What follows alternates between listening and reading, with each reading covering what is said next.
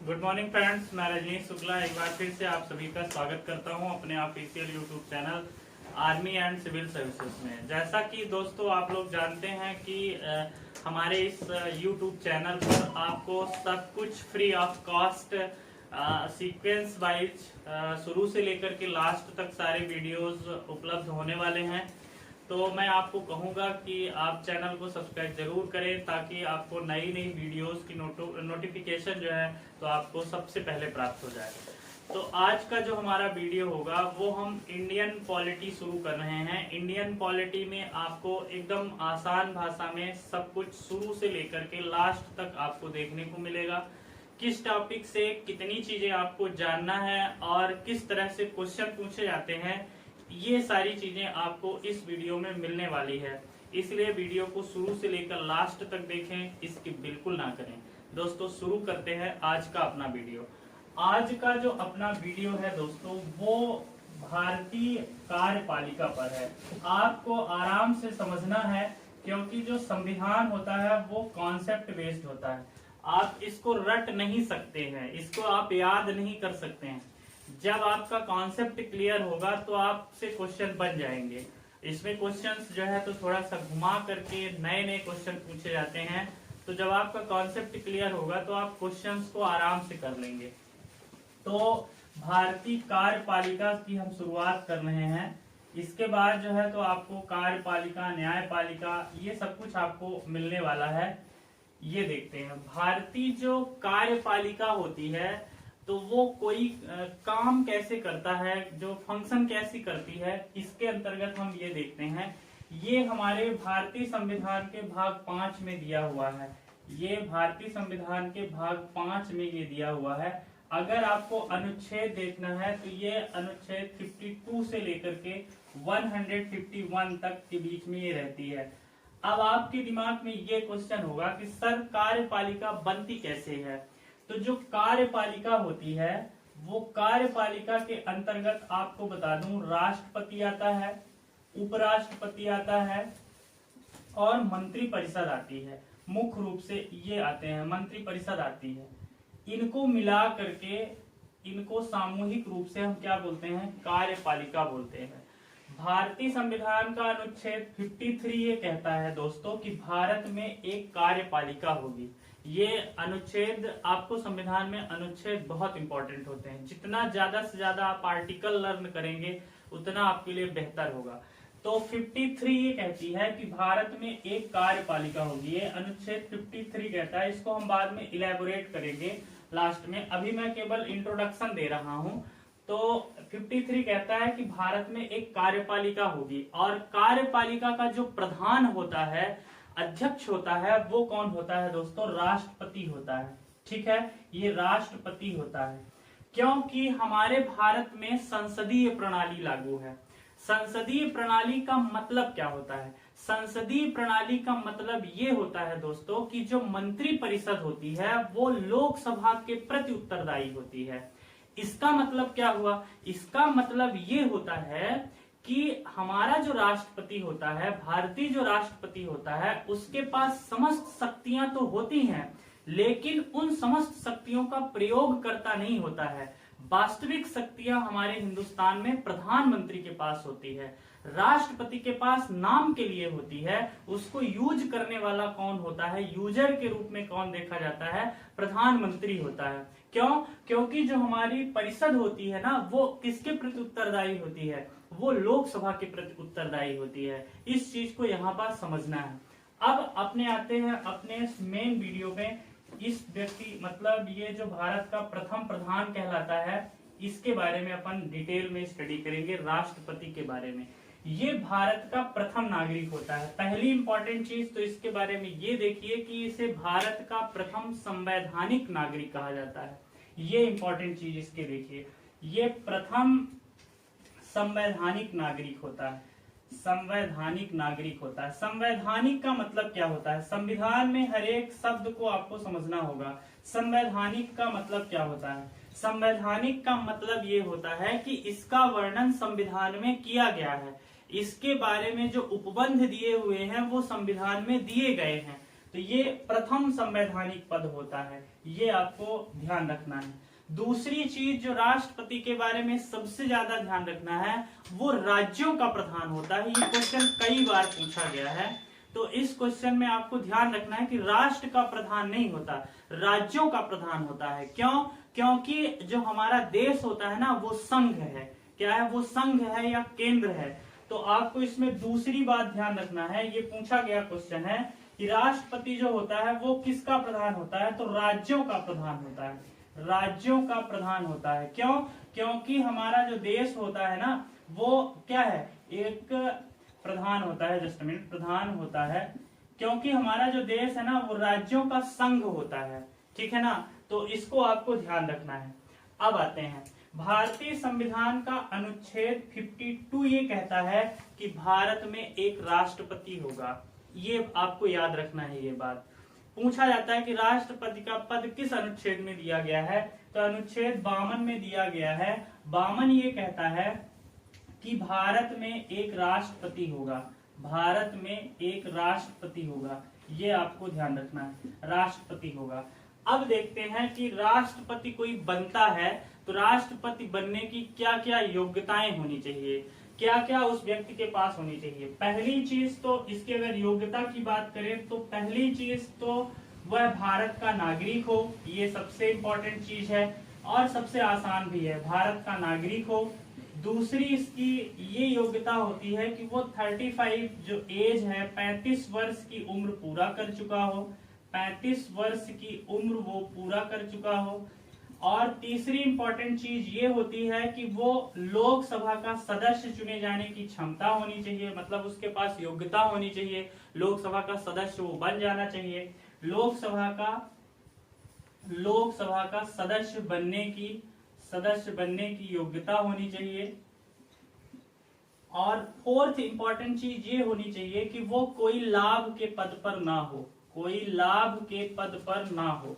अगर मान लीजिए वो लाभ के पद पर है तो इलेक्शन के पहले उस पद को त्यागना होता है, उस पद को छोड़ना होता है। और दूसरी चीज ये इंपॉर्टेंट आपको समझना है कि अगर कोई व्यक्ति राष्ट्रपति है और अगर वो दोबारा चुनाव लड़ने जा रहा है तो राष्ट्रपति का पद, उपराष्ट्रपति का पद, राज्यपाल का पद, ये पद जो होते हैं ये लाभ के पद नहीं माने जाते हैं। इस चीज को आपको ध्यान रखना है कि अगर कोई व्यक्ति राष्ट्रपति है दोबारा इलेक्शन में जा रहा है तो वो लाभ का पद नहीं माना जाएगा, राज्यपाल है तो नहीं माना जाएगा, उपराज्यपाल है तो नहीं माना जाएगा। अगर मान लीजिए वो कोई व्यक्ति लाभ के पद पर है, ये एक सामान्य सा नियम है। अगर आप छोटा सा सरपंची का भी इलेक्शन लड़ने जा रहे हो, अगर आप किसी गवर्नमेंट जॉब में हैं तो पहले आपको उस जॉब से इस्तीफा देना पड़ेगा, आपको उसे रिजाइन करना पड़ेगा, फिर तब इसके बाद जो है तो आप इलेक्शन में मतलब लड़ सकते हैं, कैंडिडेट हो सकते हैं। तो ये जो फार्मूला है तो हर जगह लागू होता है, तो इस बात को ध्यान रखना है। ये इसकी योग्यताएं हैं, योग्यताएं आपको याद होना चाहिए, बहुत सरल सी हैं कि पहली चीज तो वही व्यक्ति राष्ट्रपति बन सकता है जो भारत का नागरिक हो, 35 वर्ष की एज वो पूरा कर लिया हो, लोकसभा का सदस्य चुने जाने की उसमें सारी योग्यताएं होनी चाहिए और कोई लाभ का पद नहीं होना चाहिए। अब इसमें देखते हैं कि जो राष्ट्रपति का जो चुनाव होता है तो राष्ट्रपति का चुनाव कैसे होता है और कौन कौन से मेंबर भाग लेते हैं, ये बहुत इंपॉर्टेंट है।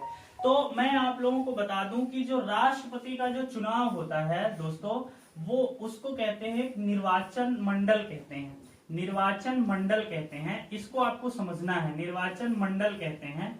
निर्वाचन मंडल बनता कैसे है इसको आपको बहुत आराम से समझना है। निर्वाचन मंडल में आपको मैं बता दूं कि लोकसभा के जितने सदस्य होते हैं, चुने हुए सदस्य, यहाँ पे आपको ध्यान ये रखना है कि लोकसभा के सदस्य वही होंगे जो चुने होते हैं, नॉमिनेटेड नहीं होते हैं। आप जानते हो कि राष्ट्रपति 2 मेंबर्स जो आंग्ल इंडियन होते हैं उनको नॉमिनेट करता है, कहाँ? लोकसभा में। आंग्ल इंडियन होते हैं 2 चूज कर सकता है, मतलब उनका नॉमिनेशन होता है, ध्यान रखना है। और 12 सदस्य जो होते हैं तो राष्ट्रपति राज्यसभा में नॉमिनेट करता है और 1 सदस्य जो होता है वो विधान परिषदों में मतलब विधानसभाओं में करता है। तो ये सदस्य भाग नहीं लेंगे, ये आपको ध्यान रखना है, ठीक है। ये भाग नहीं लेते हैं, राष्ट्रपति के चुनाव में ये भाग नहीं लेते हैं। केवल चुने हुए सदस्य, लोकसभा के चुने हुए सदस्य और राज्यों के विधानसभा के चुने हुए सदस्य ही केवल उसमें भाग लेंगे। नॉमिनेटेड मेंबर्स उसमें भाग नहीं ले सकते हैं। इस चीज को ध्यान रखना है आपको।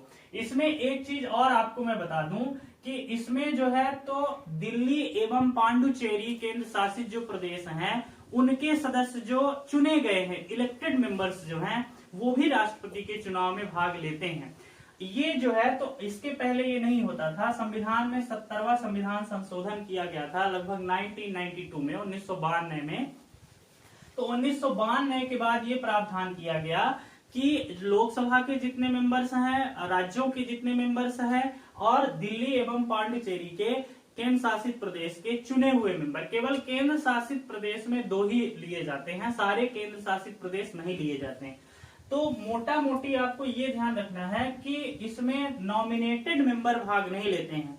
इसमें एक क्वेश्चन पूछा जाता है कि राष्ट्रपति आंग्ल इंडियन के कितने सदस्यों को लोकसभा में नॉमिनेट कर सकता है, तो 2 सदस्यों को करता है। राज्यसभा में कितना करता है, तो 12 सदस्यों को करता है। ये 12 सदस्य जो होते हैं वो कैसे होते हैं, खेल के जगत में अच्छा हो, जैसे सचिन तेंदुलकर को किया गया, इसमें बहुत सारा विवाद भी हुआ, वो बात अलग है। साहित्य के क्षेत्र में बहुत अच्छा योगदान हो, पत्रकारिता के क्षेत्र में बहुत अच्छा योगदान हो, नाटक के क्षेत्र में बहुत अच्छा हो। आपने देखा होगा कि बहुत सारे हमारे बॉलीवुड के जो सेलिब्रिटीज हैं वो भी राज्यसभा सांसद बन के गए, रेखा जी हो गई उनमें से, और भी बहुत सारे लोग हैं। तो ये जो है तो कला, साहित्य, खेल इत्यादि से ये जो मेंबर्स होते हैं वो ख्याति प्राप्त होते हैं, उच्च दर्जे के होते हैं। फिर ये विधानसभाओं में भी, राज्यों की जो विधानसभाएं होती है उसमें भी एक मेंबर की नियुक्ति राष्ट्रपति करता है। हालांकि इस कंडीशन में राज्यपाल से सलाह लेना अनिवार्य किया गया है। अगर ऐसा लगता है राज्यपाल को कि फलाने राज्य में आंग्ल इंडियन का प्रतिनिधित्व उतना अच्छा नहीं हुआ है, तो वो स्वविवेक से एक मेंबर्स चुने जाने का रिकमेंडेशन भेज देता है। तो ये क्वेश्चन पूछे जाते हैं, तो ये तीनों चीज ध्यान रखना है। इसके अलावा जो आपको ध्यान रखने वाली बात वो है कि राष्ट्रपति का जब चुनाव होता है तो 50 प्रस्तावक चाहिए और 50 अनुमोदक चाहिए। ये आपको ध्यान रखना है। ये सारे पूछे गए क्वेश्चन है।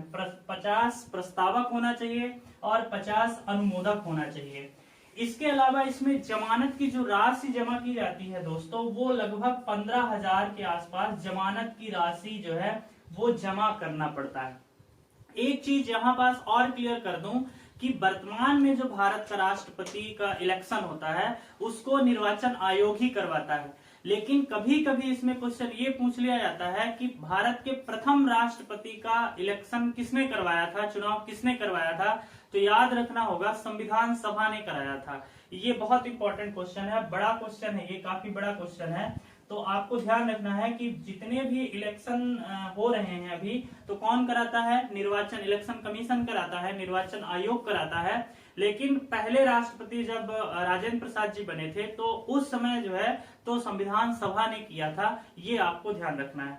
अब यहाँ पास मैं आपको सारे राष्ट्रपति का एक क्रम बता देता हूँ कि किस नंबर पे कौन से राष्ट्रपति बने। फिर इसके आगे हम राष्ट्रपति के और आगे देखते हैं कि राष्ट्रपति पर महाभियोग कैसे लगाया जाता है, राष्ट्रपति की शक्तियां क्या होती हैं, राष्ट्रपति के वेतन क्या होते हैं। लेकिन इससे पहले आपको यहाँ पास हम सारे राष्ट्रपति के बारे में बता देता हूँ, क्योंकि एक क्वेश्चन यहाँ से पूछा जाता है कि 6वें नंबर के राष्ट्रपति कौन है, 5वें नंबर के राष्ट्रपति कौन है, 13वें नंबर के राष्ट्रपति कौन है। तो यहाँ पास स्टूडेंट्स को प्रॉब्लम हो जाती है। तो ये प्रॉब्लम आज के बाद नहीं होगी। हम इसको ट्रिक के माध्यम से, और जितने क्वेश्चन पूछे जाते हैं राष्ट्रपति से रिलेटेड वो हम सारे क्वेश्चन यहाँ पे अभी कवर करने वाले हैं। फिर इसके आगे अपन कार्य के बारे में देखते हैं। तो जो हमारे पास राष्ट्रपतियों की सीरीज है, तो उस सीरीज में अपन देखें तो राष्ट्रपति के बारे में अभी तक हमने ये सीखा कि ये प्रधान तो है, लेकिन दोस्तों इसकी तुलना ब्रिटेन के सम्राट से की गई है। ये ध्यान रखिएगा, ब्रिटेन के क्राउन से की गई है, सम्राट से की गई है। क्राउन का मतलब जो होता है, वैसे सामान्य मतलब क्राउन का होता है टोपी से होता है दोस्तों, और टोपी दूसरी चीज जो होती है वो सेल्फ रिस्पेक्ट का भी सिंबल होता है। तो ये भी क्वेश्चन पूछे जाते हैं कि हमारे राष्ट्रपति की तुलना किससे की जाती है, तो ब्रिटेन के सम्राट से की जाती है या कि ब्रिटेन के क्राउन से की जाती है। ये भी आपको ध्यान रखना है। तो देख लेते हैं सीरीज वाइज कि भारत के राष्ट्रपति कौन कौन से हैं। तो आपको एक ट्रिक याद रखना है इस ट्रिक के माध्यम से आपको कभी भी राष्ट्रपति अब जीवन में भूलेगा नहीं, ये मेरा आपसे वादा है। ट्रिक ये है कि राजा, ये मैं 2-3 लाइन की एक बात लिखूंगा, उसी से क्लियर हो जाएगा, समझना है। राजा सर्वजन गिरि अली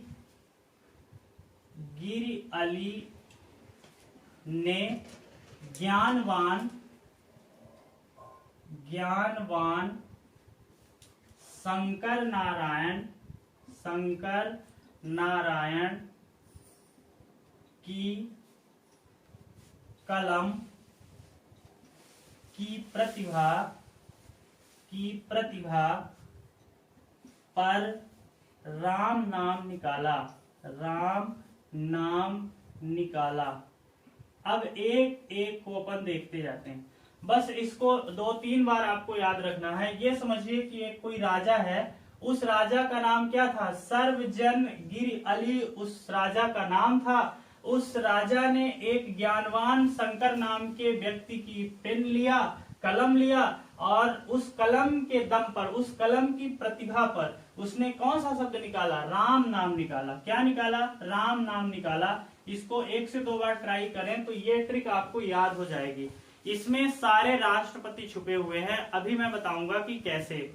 एक एक करके हम देखते जाएंगे और इनकी जो इंपॉर्टेंस है वो भी हम आपको बताते जाएंगे। पहले राजा का मतलब हुआ राजेंद्र प्रसाद। आपको हमारे साथ लिखते जाना है और जो हम क्वेश्चन बताते जाएंगे उन क्वेश्चंस को भी सॉल्व करते जाना है। राजेंद्र प्रसाद हो गए, राजेंद्र प्रसाद। अब देखिए राजेंद्र प्रसाद के बारे में देखिए। राजेंद्र प्रसाद, एक बात तो ये हो गई कि ये भारत के पहले राष्ट्रपति हुए, ठीक है। तो भारत के पहले राष्ट्रपति कौन हुए? डॉक्टर राजेंद्र प्रसाद हुए। दूसरी चीज आपको ये ध्यान रखना है कि इनका जो कार्यकाल था सबसे बड़ा कार्यकाल था, ठीक है ना, ये इनका सबसे बड़ा कार्यकाल था, ये चीज याद रखना है। तीसरी चीज ये पूछा जाता है कि भारत के जो पहले राष्ट्रपति थे वो किस राज्य से थे, या कि इस क्वेश्चन को ऐसा पूछा जाता है कि स्वतंत्र भारत के पहले राष्ट्रपति किस राज्य ने दिया, मतलब किस राज्य से थे, तो उसको इस तरह से घुमा। तो ये आपको ध्यान रखना दोस्तों, ये बिहार के थे। कहां से थे ये? बिहार के थे। इनके बारे में एक और महत्वपूर्ण जानकारी मैं बता दूं कि उस टाइम राष्ट्रपति की जो सैलरी हुआ करती थी वो लगभग 1000 रुपए होती थी। आज तो बहुत ज्यादा है, मैं बताऊंगा उनकी वेतन भत्ते के बारे में, लेकिन उस टाइम पे 1000 रुपए थी और हिंदुस्तान की कंडीशन भी उतनी ठीक नहीं थी। तो उस समय जो लोग इनको इनवाइट करते थे शादियों वगैरह में, तो ये खुद अपने हाथ से जो साड़ी होती है उसको वो बुना करते थे और खुद के हाथों से बुनी हुई साड़ी को ही गिफ्ट दिया करते थे। इस तरह की ये लोग इतने अच्छे लोग थे। तो शायद इन्हीं लोगों के इतने संघर्ष के बाद हिंदुस्तान इस कंडीशन में है, तो हमें इन लोगों का शुक्रगुजार होना चाहिए। तो ये 3 चीजें आपको भारत के पहले राष्ट्रपति के बारे में ध्यान रखना है। पहले राष्ट्रपति कौन थे? तो राजेंद्र प्रसाद थे, ठीक है। इनका कार्यकाल सबसे लंबा था। किस राष्ट्रपति का कार्यकाल सबसे लंबा? बहुत पूछा जाता है क्वेश्चन। और ये कहां से थे? तो ये बिहार से थे। अब आ जाते हैं सर्व। सर्व का मतलब होता है डॉक्टर सर्वपल्ली राधाकृष्णन। हम सर्वपल्ली नहीं लिख रहे हैं, केवल राधाकृष्णन लिख रहे हैं, आप समझ जाएंगे। राधाकृष्णन थे। इनके बारे में आपको ध्यान रखना है। ये भारत के पहले उपराष्ट्रपति थे। उपराष्ट्रपति, ध्यान रखिएगा, ये भारत के पहले कौन थे? उपराष्ट्रपति थे। और ये 2 बार दोस्तों उपराष्ट्रपति रहे। भारत के पहले ये उपराष्ट्रपति थे और कितने बार उपराष्ट्रपति रहे? 2 बार रहे। फिर भारत के दूसरे नंबर के ये राष्ट्रपति बने। किस नंबर के राष्ट्रपति बने? दूसरे नंबर के राष्ट्रपति बने। केवल इतनी चीजें ध्यान रखना है। ये बहुत बड़े विद्वान थे, शिक्षक थे ये, ठीक है। तो ये आपको इतना आपको ध्यान रखना है। अब आ जाते हैं जन। जन का मतलब क्या होता है? जन का मतलब होता है जाकिर हुसैन, ठीक है। ये कौन है? जाकिर हुसैन। ये आपको याद रखना है, जाकिर हुसैन। अच्छा, अब इसके बारे में आपको मैं बता दूं कि पूछा जाता है कि ऐसे कौन से राष्ट्रपति हैं जिनकी मृत्यु कार्यकाल के दौरान हुई।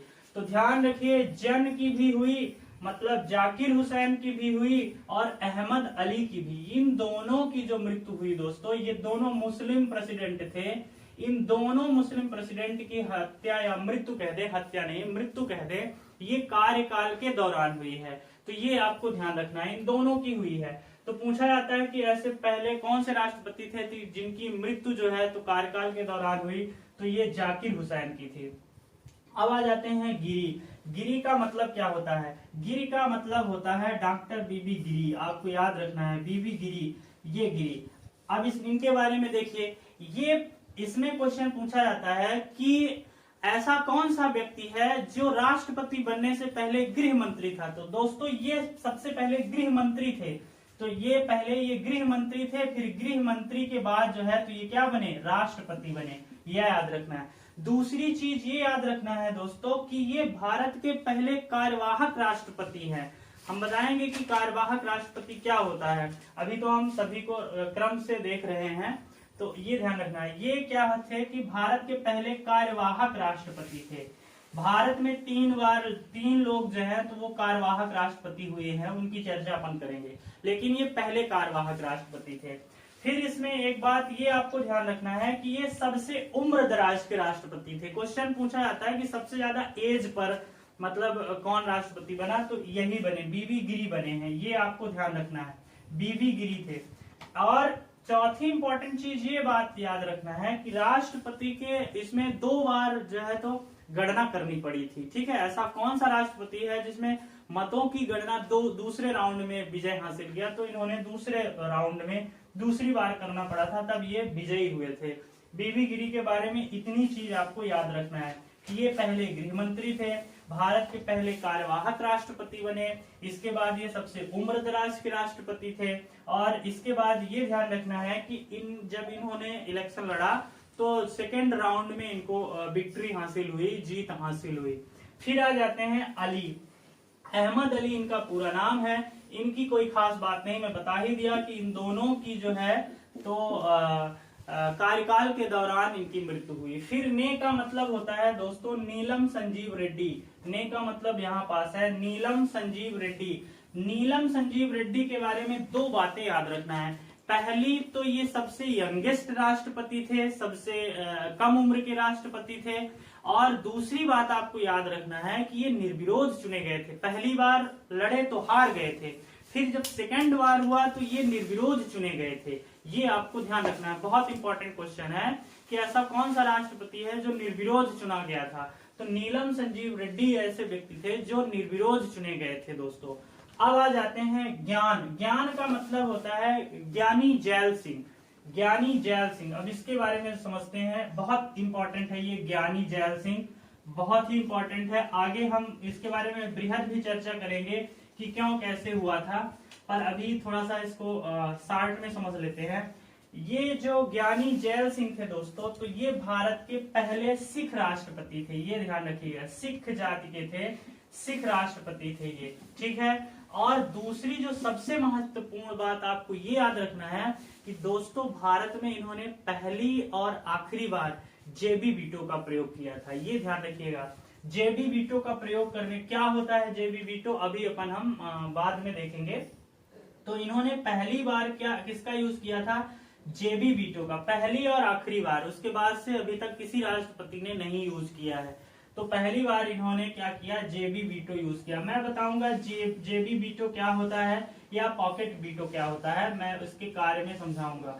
जेबी वीटो का प्रयोग इन्होंने किया, और इन्होंने जेबी वीटो किसमें किया था? तो भारतीय डाक घर संशोधन अधिनियम एक आ रहा था, तो उस पर इन्होंने लगाया था। क्या होता है, क्यों लगाया था, इसकी चर्चा अपन अभी करेंगे। कार्य जब अपन राष्ट्रपति की शक्तियां पढ़ेंगे, कार्य को पढ़ेंगे, उस समय देखेंगे। फिर आ जाते हैं ये वेंकट रमन है, इनके बारे में कुछ खास आपको याद रखने की जरूरत नहीं है। शंकर दयाल शर्मा, ये मध्य प्रदेश के थे। ये पूछा जाता है कि इनमें से मध्य प्रदेश का राष्ट्रपति कौन था, तो ये मध्य प्रदेश से थे, ठीक है। शंकर दयाल शर्मा मध्य प्रदेश से थे।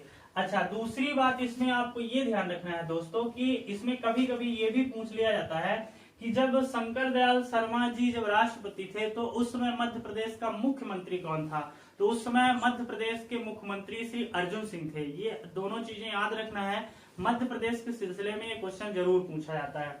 फिर जो है तो ये नारायणन है, इसके R.K. नारायणन इनका पूरा नाम है। दोस्तों ये भारत के पहले दलित राष्ट्रपति थे, ये ध्यान रखिएगा। ये भारत के पहले कौन से थे? दलित राष्ट्रपति थे, दलित राष्ट्रपति थे। केवल इतनी बात इनके बारे में ध्यान रखना है। फिर कलाम का मतलब हो गया डॉक्टर APJ अब्दुल कलाम। ये भारत के पहले वैज्ञानिक राष्ट्रपति थे, ये आपको ध्यान रखना है। ये भारत के पहले वैज्ञानिक राष्ट्रपति थे, ये आपको ध्यान रखना है। वैज्ञानिक राष्ट्रपति थे, ये आपको ध्यान रखना है। फिर प्रतिभा, प्रतिभा के बारे में ये ध्यान रखना है। प्रतिभा देवी सिंह पाटिल इनका पूरा नाम है। प्रतिभा देवी सिंह पाटिल भारत की पहली महिला राष्ट्रपति हैं, ये आपको ध्यान रखना है। केवल इसमें ये बात ध्यान रखना है, भारत की पहली महिला राष्ट्रपति थी, ये आपको ध्यान रखना है। अच्छा, बीवी गिरी के बारे में एक बात और ध्यान रखिए दोस्तों, बहुत इंपॉर्टेंट। IAS में ये क्वेश्चन पूछा गया था एक बार छोटा सा, कि भारत के पहले गैर कांग्रेसी राष्ट्रपति कौन थे? तो ये पहले गैर कांग्रेसी राष्ट्रपति भी थे, ये ध्यान रखिएगा। ये गैर कांग्रेसी राष्ट्रपति भी थे, ये ध्यान रखिएगा। तो पहली महिला राष्ट्रपति कौन थी? प्रतिभा देवी सिंह पाटिल। ये पर का मतलब हो गया प्रणव दादा हो गए, अभी पिछले साल मरे थे, कोविड-19 से ही मरे थे, उम्र भी हो गई थी। तो ये प्रणब मुखर्जी जी थे, ठीक है ना। प्रणव दा इनको हम लोग कहते हैं बड़े प्यार से। इनकी पिछले साल ही मृत्यु हुई थी कोविड-19 से, जब फर्स्ट वेव आई थी। फिर इसके बाद राम का मतलब तो जानते ही हैं, रामनाथ कोविंद, है ना। ये रामनाथ कोविंद है। दोस्तों हमारा ये पर्सनल मानना है कि इनके जैसा राष्ट्रपति अभी तक कोई नहीं हुआ।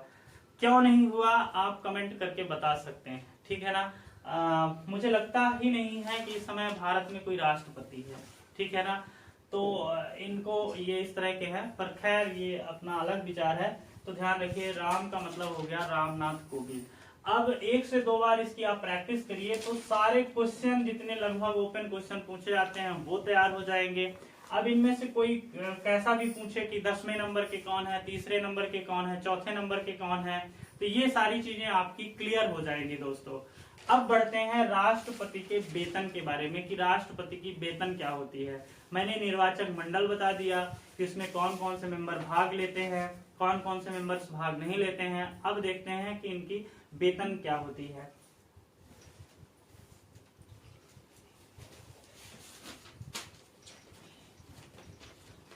दोस्तों जो राष्ट्रपति का वेतन होता है, पहले तो मैंने बता ही दिया कि बहुत कम होता था। बहुत कम इन द सेंस कि मैंने बताया कि डॉक्टर राजेंद्र प्रसाद 1000 रुपए उस समय उनकी सैलरी थी। दूसरे कार्यकाल में उन्होंने क्या किया कि 1 या 2 रुपए लेना शुरू कर दिया। बोले देश की स्थिति ठीक नहीं है, उस समय वाकई में स्थिति ठीक नहीं थी। तो दूसरा जो इनका कार्यकाल था उसमें 1 या 2 रुपए लिया करते थे। इस तरह के महान व्यक्ति थे। तो अब आते हैं इनके वेतन के बारे में। तो राष्ट्रपति का जो वेतन होता है दोस्तों, अब वर्तमान में मैं बताऊं 5 लाख रुपए इनकी वेतन होती है। 5 लाख रुपए इनकी वेतन होती है। दूसरी चीज आपको ध्यान रखना है कि इनकी जो वेतन होती है दोस्तों वो आयकर से मुक्त होती है, ये आपको ध्यान रखना है। मतलब इनको टैक्स नहीं देना पड़ता, आयकर से मुक्त होती है, आयकर से ये मुक्त होती है, ये चीज आपको ध्यान रखना है। तीसरी चीज आपको इनमें ये ध्यान रखना है कि इनको 9 लाख रुपीज या 9 लाख रुपए जो है तो वार्षिक पेंशन दी जाती है, वार्षिक पेंशन दी जाती है। चौथी चीज आपको ये महत्वपूर्ण ध्यान रखना है कि अगर कोई व्यक्ति राष्ट्रपति बन जाता है तो उसके कार्यकाल के दौरान में उसकी सैलरी, वेतन भत्ते इत्यादि में कटौती किसी भी कंडीशन में नहीं की जा सकती। चाहे देश में कितना भी क्राइसिस क्यों ना आ जाए, वो कटौती नहीं की जा सकती। अब ये है कि कुछ राष्ट्रपति या कि कुछ ऐसे महान पुरुष ऐसे हुए कि अगर देश में संकट चल रहा है तो उन्होंने खुद ब खुद अपनी सैलरी लेने से इनकार कर दिया। तो ये अगर स्वेच्छा से ऐसा कोई बोल रहा है व्यक्ति तो बहुत अच्छी बात है। वैसे संवैधानिक तौर पे देखा जाए तो किसी भी कंडीशन में इनमें कटौती नहीं की जा सकती है। अब आते हैं राष्ट्रपति का जो कार्यकाल होता है वो कितने वर्ष का होता है। राष्ट्रपति का कार्यकाल, राष्ट्रपति का जो कार्यकाल होता है दोस्तों वो 5 ईयर का होता है, 5 वर्ष का होता है राष्ट्रपति का कार्यकाल। ये आपको ध्यान रखना है, 5 वर्ष का होता है। लेकिन 5 वर्ष के पहले भी जो है, 5 वर्ष के पहले भी राष्ट्रपति अपना त्याग पत्र दे सकता है, ठीक है। अपना त्याग पत्र दे करके पोस्ट को, अपनी जॉब को छोड़ सकता है। और ये अपना जो इस्तीफा होता है वो किसको देता है, बहुत इंपॉर्टेंट है। तो राष्ट्रपति अपना त्याग पत्र जो है उपराष्ट्रपति को देता है। किसको देता है, उपराष्ट्रपति को देता है। तीसरी चीज जो होती है, राष्ट्रपति के ऊपर महाभियोग लगा करके, ये भारतीय संविधान का अनुच्छेद 61वां कहता है, ये आर्टिकल 61 कहता है कि भारत के राष्ट्रपति पर महाभियोग भी लगा करके हटाया जा सकता है। ठीक है, महाभियोग कैसे लगाया जाता है, क्यों लगाया जाता है, कब लगाया जाता है, इसकी चर्चा अभी हम थोड़ी देर से करते हैं। तो महाभियोग, अब इसमें किस अनुच्छेद के तहत महाभियोग लगाया जाता है, तो आर्टिकल 61 के तहत लगाया जाता है। अब देखने वाली बात यह है कि महाभियोग जब लगाया जाता है राष्ट्रपति के ऊपर, तो केवल एक ही कंडीशन होती है दोस्तों जब राष्ट्रपति के ऊपर महाभियोग लगता है, और वो कंडीशन ये होती है कि जब कोई व्यक्ति एज अ राष्ट्रपति, एज अ प्रेसिडेंट संविधान का अतिक्रमण करता है, संविधान के नियमों का उल्लंघन करता है, केवल उसी कंडीशन के लिए जो है ये महाभियोग शब्द जो है यूज किया जाता है।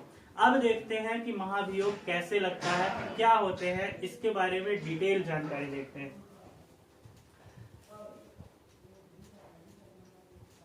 दोस्तों जो राष्ट्रपति होता है, राष्ट्रपति के ऊपर जो महाभियोग लगाया जाता है, तो वो पहले तो देखिए कि महाभियोग जो है,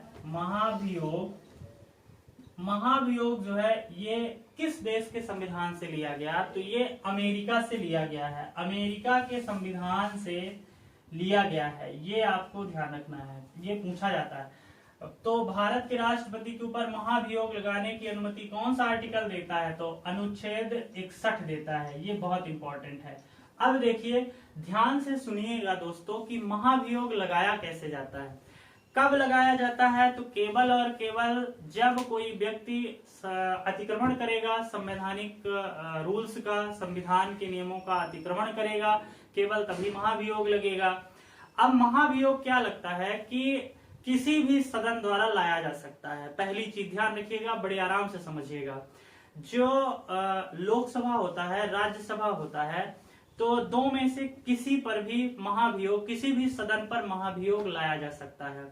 जब महाभियोग लगाया जाता है तो राष्ट्रपति को 14 दिन पूर्व जानकारी देनी होती है, ये आपको ध्यान रखना है। कितने दिन पूर्व बहुत पूछा जाता है, तो 14 दिन पूर्व राष्ट्रपति को इसकी जानकारी होती है। जब महाभियोग किसी एक सदन में लाया जाता है तो उस पर हस्ताक्षर होते हैं, तो हस्ताक्षर होने के लिए 1/3 बहुमत के हस्ताक्षर होने चाहिए या सदस्यों के बहुमत होनी चाहिए। जब ये हस्ताक्षर हो जाता है, राष्ट्रपति को सूचना दे दी जाती है, फिर उसको जो है तो अगले सदन पे ले जाया जाता है। जब अगले सदन पर ले जाया जाता है तो अगला सदन क्या करता है कि उसकी जांच करता है या करवाता है। संविधान में ऐसा लिखा हुआ है, करता है या करवाता है।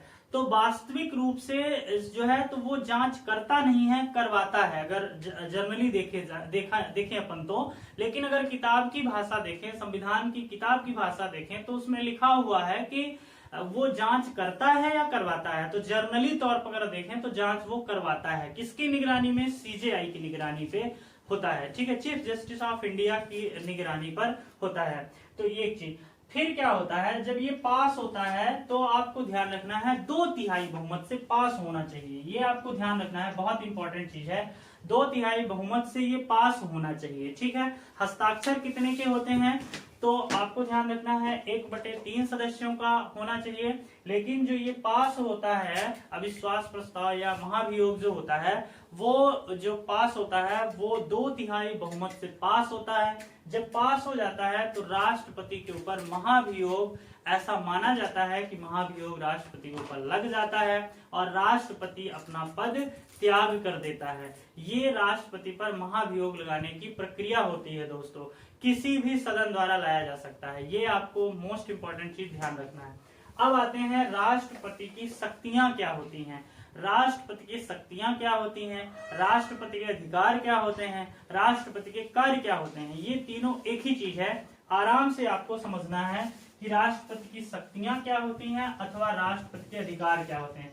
दोस्तों जो मेन क्वेश्चन होते हैं, जो टफ क्वेश्चन बनते हैं या मेन क्वेश्चन बनते हैं, वो राष्ट्रपति के अधिकार से ही बनते हैं, ये आपको ध्यान रखना है विशेष रूप से। तो इसके जो कार्य शक्तियां होती हैं वो 5 तरह की होती हैं। एक होती है कार्यपालक शक्तियां, कार्यपालक शक्तियां, शक्तियों को अधिकार भी कहते हैं, ये आपको कंफ्यूज नहीं होना, कार्यपालक शक्तियां। दूसरी होती है विधायी शक्तियां, आपको बड़े आराम से इनको याद रखना है, विधायी शक्तियां होती हैं। फिर होती हैं इसके अलावा जो होती हैं वो होती हैं वित्तीय शक्तियां, वित्तीय शक्तियां होती हैं। इसके अलावा जो है सैन्य शक्ति होती है, सैन्य शक्ति होती है, सैन्य शक्ति होती है। और इसके अलावा न्यायिक शक्ति होती है, ठीक है, इसके अलावा न्यायिक शक्ति होती है। इतनी तरह की शक्तियां जो है तो राष्ट्रपति के पास होती है। अब आपको एक एक चीज बड़े आराम से समझना है, क्योंकि इसमें यही क्वेश्चन पूछ दिया जाता है कि कोई एक कार्य दे दिया जाएगा और पूछ लिया जाएगा कि राष्ट्रपति की कैसी शक्तियां हैं। अब आ जाते हैं कार्यपालक शक्तियां, ठीक है। कार्यपालक शक्तियों को ही कहा जाता है नियुक्ति की शक्तियां। कंफ्यूज नहीं होना है, संविधान में एक चीज को कई नाम से भी जाना गया है। तो संविधान में इंपॉर्टेंट ये होता है कि आप उन शब्दों का मतलब जानें। अगर आप हिंदी मीडियम के स्टूडेंट हैं तब तो आपके लिए बेहद नेसेसरी है कि आप उन शब्दों का मतलब जानें, ठीक है। तो कार्यपालक की शक्तियां देख लेते हैं। सबसे पहले देख लेते हैं कि राष्ट्रपति जो है वो प्रधानमंत्री की नियुक्ति करता है। ये आप पहली चीज ये ध्यान रखिए, प्रधानमंत्री की नियुक्ति करता है। दूसरी चीज, प्रधानमंत्री के सलाह पर अन्य मंत्रियों को ये शपथ दिलाता है, अन्य मंत्रियों को ये क्या करता है, शपथ दिलाता है। तीसरी चीज ये ध्यान रखिए कि ये निर्वाचन आयोग के सदस्यों की भी नियुक्ति करता है। निर्वाचन आयोग जो होता है, निर्वाचन आयोग का जो अध्यक्ष होता है और उनके सदस्यों की भी नियुक्ति करता है। फिर नेक्स्ट आपको ध्यान रखना है, भारत के महाधिवक्ता या महान्यायवादी जो राज्य में होता है, न्याय महाधिवक्ता, और केंद्र लेवल पे जो महान्यायवादी होता है, तो महान्यायवादी की भी नियुक्ति करता है। फिर देखना है कि भारत के कैग की भी नियुक्ति यही करता है। कैग मतलब ये होता है कंट्रोलर, मतलब लोक लेखा इसको कहते हैं, मतलब ये नियंत्रक एवं परीक्षक इसको हिंदी में कहते हैं। शॉर्ट फॉर्म में सीएजी या कैग कहते हैं। तो कैग या सीएजी की नियुक्ति करता है। फिर आपको ध्यान रखना है कि ये जो यूपीएससी के सदस्य होते हैं ना, संघ लोक सेवा आयोग के सदस्य होते हैं अध्यक्ष, तो उनकी नियुक्ति कौन करता है, राष्ट्रपति ही करता है। ये सब पूछा जाता है कि इनकी नियुक्ति कौन करता है। इसके अलावा ये राज्यपाल की भी नियुक्ति करता है दोस्तों, ये भी आपको ध्यान रखना है। ये सब कुछ आपको याद ही होना चाहिए, राज्यपाल की नियुक्ति करता है। इसके अलावा ये क्या करता है, इसके अलावा अंतरराज्यीय परिषद के सदस्यों की नियुक्ति भी करता है, अंतरराज्यीय परिषद के सदस्यों की भी नियुक्ति करता है। ये जो काम हो गए ये राष्ट्रपति के कार्यपालक संबंधी कार्य हो गए कि ये प्रधानमंत्री की भी नियुक्ति करेगा, प्रधानमंत्री की सलाह पर जो है तो ये अन्य मंत्रियों की भी नियुक्ति करेगा, निर्वाचन आयोग के सदस्यों की भी नियुक्ति करेगा, इसके अलावा यूपीएससी के सदस्यों की भी एवं अध्यक्षों की भी वो करेगा। तो ये इसके कार्यपालक संबंधी अधिकार हो गए। अब अपन आते हैं इसकी विधायी शक्तियां क्या होती हैं। विधायी शक्तियां क्या होती हैं, ये इंपॉर्टेंट चीज है। विधायी शक्तियां क्या होती हैं, राष्ट्रपति के पास विधायी शक्तियां होती हैं। एक चीज तो ये होता है कि ये किसी विधेयक पर अपना स्वीकार देता है, मतलब किसी विधेयक पर अपनी ये सहमति देता है। उसके अंतर्गत राष्ट्रपति के पास 3 अधिकार स्पेशल होते हैं। एक होता है, पहला जो होता है वो होता है परम निषेधाधिकार। आपको ये सारी चीजें याद रखना है, 2 से 3 बार वीडियो जरूर देखना है, तब आपका ये कॉन्सेप्ट क्लियर होगा। ये होता है परम निषेधाधिकार, एक होता है, इसे परम निषेधाधिकार भी बोलते हैं या पूर्ण निषेधाधिकार देते हैं। इसका मतलब क्या होता है, इसका मतलब ये होता है कि जब कोई सदन किसी विधेयक को राष्ट्रपति के पास लाता है तो राष्ट्रपति क्या कर देता है कि अपनी स्वीकृति दे देता है, मतलब उसमें दस्तखत अपना कर देता है, सिग्नेचर कर देता है। ये हो गया। दूसरा जो होता है वो निलंबनकारी होता है। निलंबनकारी का मतलब क्या होता है कि जब अगर मान लीजिए कोई सदन लेके गया विधेयक राष्ट्रपति के पास, तो देखो वो 3 काम करता है। या तो उसमें पहले झटके पे अपनी सहमति दे दे, मीन्स सिग्नेचर कर दे। दूसरी चीज, अगर राष्ट्रपति को लगता है कि इसमें कुछ कमी है, कुछ इसमें खामियां हैं, तो वो पुनर्विचार के लिए वापस लौटा देता है। तो जब पुनर्विचार के लिए वापस लौटा देता है, तो लौटाने के बाद अगर उसमें संशोधन करके जो कमियां हैं दूर करके, ये सब कुछ करके अगर फिर से उसी को राष्ट्रपति के पास ले जाया गया, तो उस समय राष्ट्रपति बाध्य होता है, उस समय उस राष्ट्रपति को सिग्नेचर करना ही पड़ता है, उसके पास दूसरी कोई चॉइस नहीं होती है। या कि फिर वो तीसरा क्या कर सकता है, तीसरा कर सकता है कि उसको अपने पास रख सकता है, मतलब ना तो उसमें ना बोलेगा ना तो हाँ बोलेगा। इसी को कहते हैं दोस्तों जेबी वीटो, मतलब वो जेब पे रख लेता है, ठीक है, उसमें अपना कुछ नहीं देता है। तो 3 होते हैं, एक होता है परम निषेध, दूसरा होता है निलंबनकारी। निलंबनकारी का मतलब मैंने बताया कि एक बार लाया गया और राष्ट्रपति फिर भेज दिया, फिर आ गया। और तीसरा मैंने बताया कि जेबी वीटो होता है, ठीक है। तो जेबी वीटो मैंने बताया, किसने जेबी वीटो का यूज किया था पहली बार, ज्ञानी जेल सिंह ने, मैंने बताया था। और वो कौन सा अधिनियम था, वो भारतीय डाकघर अधिनियम था, उसमें इन्होंने पहली और आखिरी बार इसका प्रयोग किया गया है। अच्छा, इसमें एक चीज आपको ये भी ध्यान रखना है कि ये जो शक्तियां होती है ना, वो धन विधेयक पर नहीं होती। धन विधेयक पर राष्ट्रपति सीधे दस्तखत ही करता है, उसके पास दूसरा कोई चांस नहीं होता है। तो धन विधेयक पर ये शक्तियां राष्ट्रपति के पास नहीं होती हैं। इसके अलावा दोस्तों एक और शक्ति राष्ट्रपति के पास बहुत इंपॉर्टेंट होती है, और वो होती है अध्यादेश जारी करने की। अध्यादेश जारी करने की शक्ति जो राष्ट्रपति के पास होती है, किस अनुच्छेद के तहत करता है, तो ये करता है 123 के तहत करता है। आर्टिकल 123 के तहत राष्ट्रपति अध्यादेश जारी करता है। अध्यादेश का मतलब क्या होता है, अध्यादेश का मतलब होता है सीमित समय तक जारी रहने वाला आदेश, अध्यादेश कहलाता है। ये इसकी जो समय सीमा होती है दोस्तों, वो 6 सप्ताह तक होती है, और ये तब होता है जब सरकार नहीं होती है, मतलब इलेक्टेड सरकार नहीं होती है और विशेष कानून की आवश्यकता होती है, तो राष्ट्रपति जो है तो क्या जारी करता है, अध्यादेश जारी करता है। तो जैसे मान लीजिए आज अध्यादेश जारी हो गया, अब सरकार कोई बन गई नहीं, तो 6 सप्ताह के अंतर्गत उस अध्यादेश को सहमति मिलना, किसकी सहमति मिलना, संसद की सहमति मिलना बेहद जरूरी है। अगर नहीं मिलती है संसद की सहमति, तो अध्यादेश खत्म हो जाता है, क्योंकि इसका नाम ही है ना सीमित समय तक जारी रहने वाला आदेश। तो पूछा जाता है इसमें क्वेश्चन कि अध्यादेश की समय सीमा क्या होती है, तो आपको याद रखना है 6 सप्ताह होती है, 6 वीक होती है, तो इसकी समय सीमा 6 सप्ताह होती है। इसमें एक चीज और ध्यान रखिए कि एमपीपीएससी में पूछा गया क्वेश्चन है कि राज्यपाल किस अनुच्छेद के तहत जारी करता है, तो ये जो जारी करता है 213 के तहत करता है, राज्यपाल जारी करता है, ये आपको ध्यान रखना है। ये एमपीपीएससी प्री में पूछा गया क्वेश्चन है, ठीक है।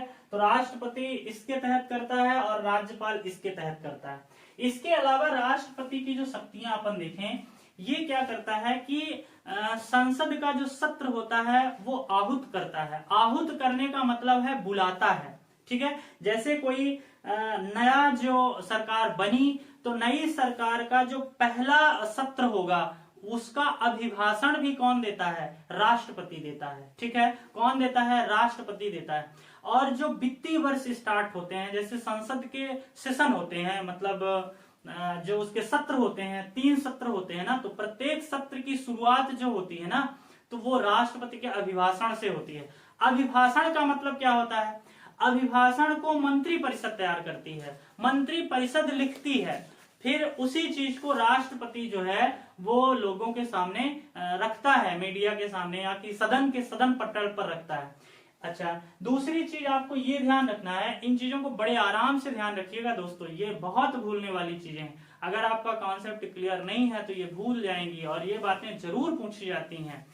दूसरी चीज और ध्यान रखिए इसके बारे में, ये सत्रावसान करता है। सत्रावसान का मतलब क्या होता है कि मतलब सत्र को समाप्त करता है। लोकसभा को भी भंग कर सकता है। कब भंग करता है, जब प्रधानमंत्री का कार्यकाल पूरा हो जाता है तब लोकसभा भंग होती है। मतलब इसका मतलब क्या हुआ, इसका मतलब ये हुआ कि अब नया चुनाव होगा। जैसे लोकसभा का चुनाव होता है ना, तो नया उसका जो है तो ये चुनाव होगा। ये राष्ट्रपति की ये इतनी सारी जो है तो वित्तीय संबंधी और विधायी शक्तियां मैंने बताया।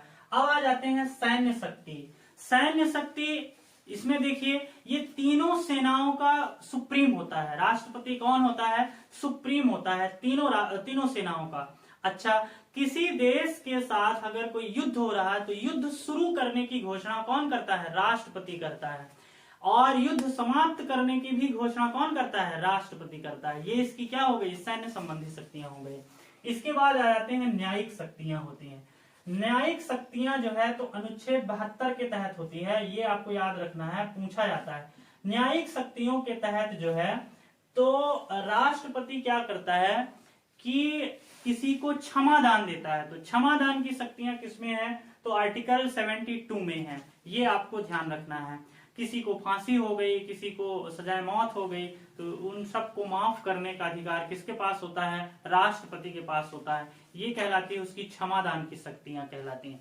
इसके अलावा जो न्यायिक शक्तियों में देखें तो राष्ट्रपति के पास 3 महत्वपूर्ण चीजें होती हैं। एक वो आर्टिकल यूज करता है 352 का, इसे कहते हैं दोस्तों राष्ट्रीय आपात कहते हैं। राष्ट्र में जब इमरजेंसी लगती है तो इसी आर्टिकल का यूज करता है। फिर इसके तो पूछा जाता है क्वेश्चन कि राष्ट्रीय आपात किस अनुच्छेद के तहत होता है?